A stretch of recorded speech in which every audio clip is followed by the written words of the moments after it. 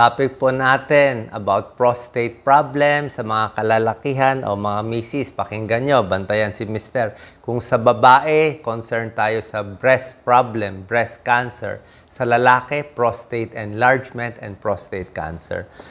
Bibigay ko yung mga warning signs na posibleng may prostate problem na ang lalaki at yung mga pagkaing dapat iwasan, dapat bawasan at yung mga pagkaing dapat damihan. Okay? Ang prostate kasi, ano yan, sa labasan ng ihi yan eh. Sa labasan ng ihi, banda roon yung prostate, maliit lang ang size niya, para siyang kastanyas yung size.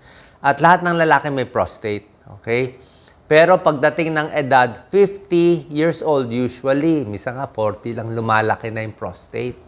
So medyo nababarahan na yung daanan ng ihi. Pag edad 60, yan, barado na. So, marami, halos lahat ng lalaki ang prostate. Yung sa sintomas, karamihan magkakaroon. Ito ang 6 warning signs na sumisikip na yung daanan ng pag-ihi. Number 1, yung mga lalaki, ihi na ng ihi. Madalas na umihi sa isang araw. Number 1. Number 2 sign, gumigising na ng madaling araw para umihi. Gigising ng 1 beses, 2 beses, 3 beses para lang umihi. Sabihin, medyo nag-iipon na yung ihi.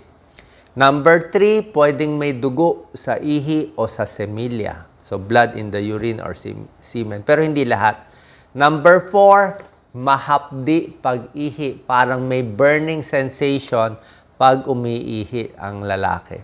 Number 5, sumasakit ang likod sa hips, sa may prostate area. Actually, medyo bad sign to pag sumasakit. Papacheck agad tayo sa urologist. Number 6, papatak-patak ang ihi. Dribbling of urine. Sabihin, mahina na yung buga ng ihi. Dati, kaya niya umihi ng di ba may kasabihan pataasan ng ihi. Ngayon, hindi na makataas ng ihi. Mahina na ang daloy ng ihi. Or, mahirap na mag-umpisa ng ihi. Matagal maghihintay ka 20 seconds bago lang makaihi. Okay? Para malaman kung may prostate problem, papa-ultrasound natin yung prostate na nasusukat yan eh. May size yan, 25 grams. Ang normal, pag mas mataas, mas malaki. Papacheck tayo sa urologist, may mga PSA test at ibang test. Yung iba pa, ina-examine ng urologist. Internal exam, ginagamit yung daliri, kinakapa yung prostate dito sa puwet. Urologist gagawa. Anyway, bibigay ko yung mga pagkaing dapat iwasan, bawasan kung may prostate problem. Ito kasi pong mga medical studies natin, medyo nakakalito talaga siya. Merong mga pagkain na maganda sa ibang sakit, pero dapat bawasan sa ibang sakit. So, depende sa sakit ninyo. Palagay natin, sakit nyo sa puso, ay ibang usapan na pagkain doon. Sakit nyo sa buto, mahina buto nyo, ibang usapan doon. Pero kung prostate ang main problem, ito yung mga iiwasan.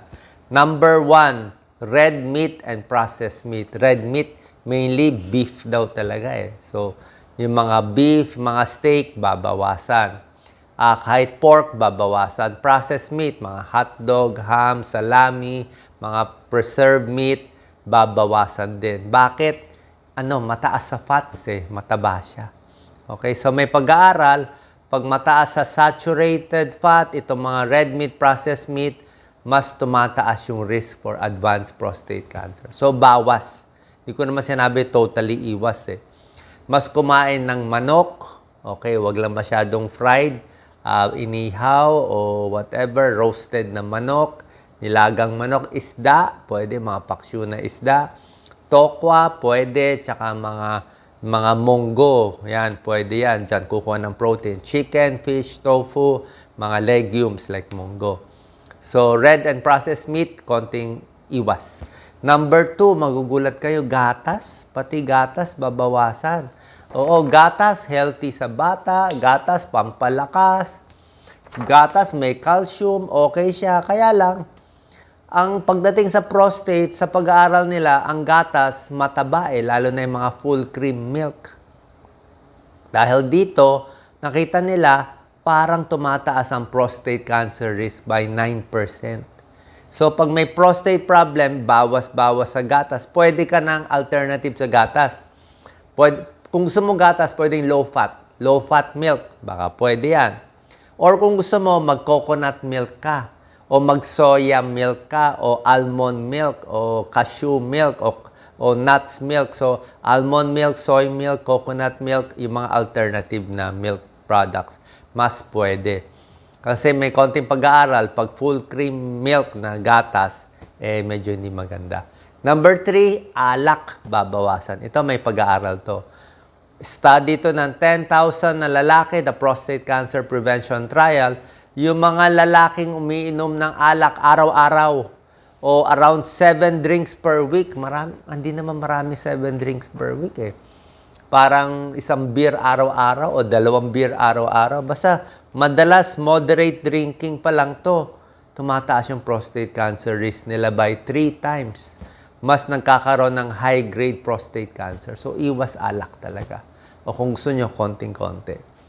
Number 4, prito, fried foods, fast foods, fried chicken, french fries, donuts, prito, lahat ng prito, saturated fat, basta lahat ng nakalubog sa mantika, ayaw nila. Tumataas yung cancer risk ito up to 35%. Kasi nga, pag high heat yung nakalubog sa mantika, pwede, lalo na paulit-ulit yung mantika, reheated cooking oil, hindi maganda. Siguro kung mag-ulit kayo ng mantika, 2 beses lang, o konti lang mantika gagamitin, o kung gusto mo, olive oil na mantika gagamitin. Pero other oils, nakita nila pwede magkaroon ng carcinogenic compounds. Ito yung heterocyclic amines, polycyclic aromatic hydrocarbons. Ito yung mga masasama na possible cancer-causing pag marami. So, better yung mga olive oil, avocado, nuts, o ibang luto. Paksiw na lang, nilaga, inihaw. So, less fatty foods. Okay? Less prito. Number 5, yung mga matatamis na pagkain, okay? Matatamis, pastries, mamantika, soft drinks, mga iced tea. Pag matatamis, nakita nila, baka magkaroon ng diabetes, tumaas yung insulin levels. Nakita nila parang nakaka-contribute din sa prostate cancer development. So, lahat naman pagkain to, okay naman, kaya lang tataas lang yung risk. So, kung matsatsambahan tayo nito, tulad nga sinabi ko, moderation. Bawas-bawas, lalo na pag tumatanda na, di ba? Pag edad 50 pataas, ito kasi prostate, pang 50 years old pataas eh.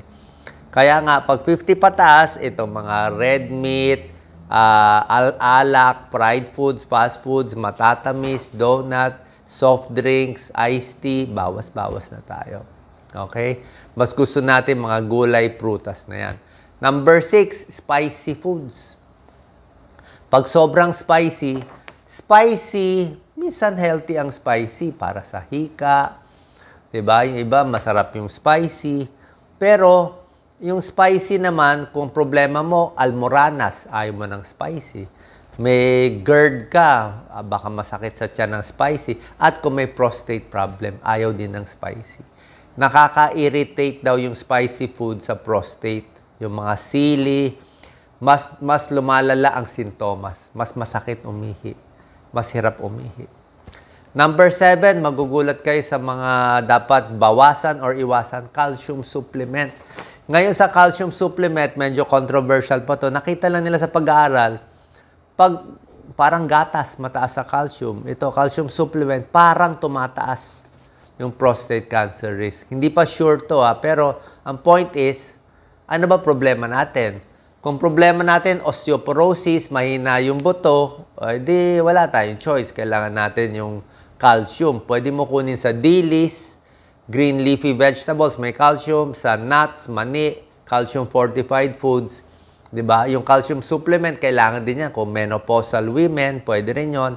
Diba? Sa babae. Pero pag sa lalaki, yung calcium, medyo ingat tayo. Okay, lalo na yung supplement. Pero yung calcium, pwede pa rin yan sa dilis, green leafy vegetables, sa nuts, tsaka sa low-fat milk, okay pa rin yan. Tsaka yung mga ibang milk, yung mga almond milk o cashew milk. Number 8, ito controversial, itlog. Okay? Yung itlog, laging controversial ang itlog eh. Egg white, walang controversy. Pwede kayo kumain ng egg white. Yung egg yolk ang issue. 'Di ba? Ano ang pros and cons sa egg? Egg, maganda yan. Mura, pang mahirap. 1 to 2 eggs a day, mura, pampalakas ng bata, pampalaki ng muscle, pwede yan. Para sa utak. Kaya lang, lahat ng bahagay in moderation. Kasi nga, pag sinobrahan mo yung itlog, kung may sakit sa puso, mataas ang cholesterol, mga 3 to 4 eggs per week lang.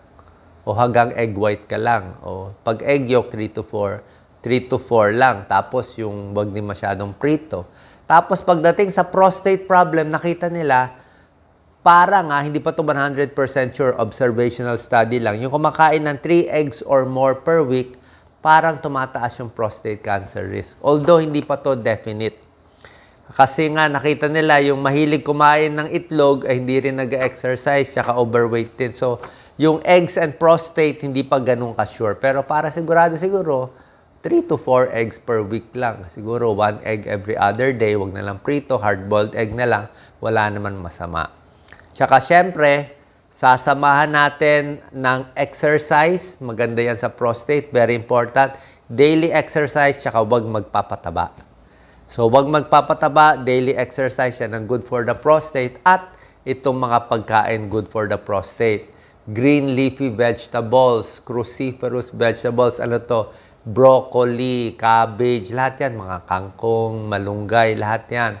Pag kumain ka ng maraming gulay, 2-3 tasang gulay every day, 20% less chance of prostate cancer. Ang ganda. Diba? So, baka minsan meron kang karne, konti, pero mas maraming gulay, mas maganda. Number 2, kamatis. Antioxidant, lycopene, bawas prostate. So, green leafy vegetables, kamatis, green tea, okay din. Green tea, maganda. Oily fish, mga bangus, tuna, pwede yan. 3 to 5 times a week. Carrots, napakaganda ng carrots. Yan ang mga healthy foods natin. Okay? So, more ng healthy foods, less unhealthy. Pero kung may prostate problem, syempre, ito mga may sintomas na, pupunta tayo sa urologist. Mga lalaki, starting 50 years old, minsan iba nga 40 lang and above, papakita, papa-ultrasound yung prostate. Kung lumalaki, itong mga gagawin natin, plus may gamot bibigay sa iyo ang urologist. Ang pangalan ng gamot, usually dutasteride, finasteride, pampaliit ng prostate, dahan-dahan. Meron din mga tamsulosin na mabilis pampaluwag, depende yan. Ang brand name niyan, yung mga Avodart, Duodart, at iba pa. So, usually, binibigay itong mga gamot, mga 6 months. 6 months, 1 year. Yung iba nga, maabot ng 4 years. So, ano ang benefit nitong mga gamot? Ang benefit nitong dutasteride, finasteride, mas hindi na ooperahan sa prostate. Kasi yung pag pinabayaan lumalaki, hindi makaihi, kinakayo din na opera. So, pag uminom ng gamot, less maoperahan sa prostate, liliit ang prostate, liliit ang sukat, less ang sintomas, mas hindi nahirapan umihi. Side effect, actually side effect niya very good eh. Kakapal ang buhok. Yung iba nga, kakapal ang buhok ang side effect ng dutasteride, finasteride. So yung iba, iniinom tong gamot na to, pampakapal ng buhok ng lalaki. Okay, iniinom siya para kumapal ang buhok, kaya hindi na pang prostate. Pero pagdating sa prostate cancer, may konting issue. Dutasteride, finasteride, hindi sure kung nakakabawas ng prostate cancer o nakakadami ng prostate cancer. Kung nakakabawas o nakakadami, baka konti lang naman. Hindi pa ganun ka 100% yung study. Pero tulad na sinabi ko, wala naman choice kung malaki ang prostate kaysa maoperahan. So, iinom nito, baka 6 months, baka 1 year. Tapos, depende na. Monitoring na ng doktor. Check na yung prostate, kung normal ba o hindi, at lagi natin babantayan yung prostate cancer. Kasi talagang, ito na nga, iwas tayo sa mga pagkain ganito, bawasan itong mga medyo unhealthy foods para lesser chance of prostate cancer at mas humaba ang buhay. So, ingat po palagi. Sa mga kababaihang followers ko, kwento natin, share natin sa ating mga asawa, sa mga partners, at ipilit natin magpa-check up sila sa mga urologist, yung mga eksperto sa prostate problem. Salamat po.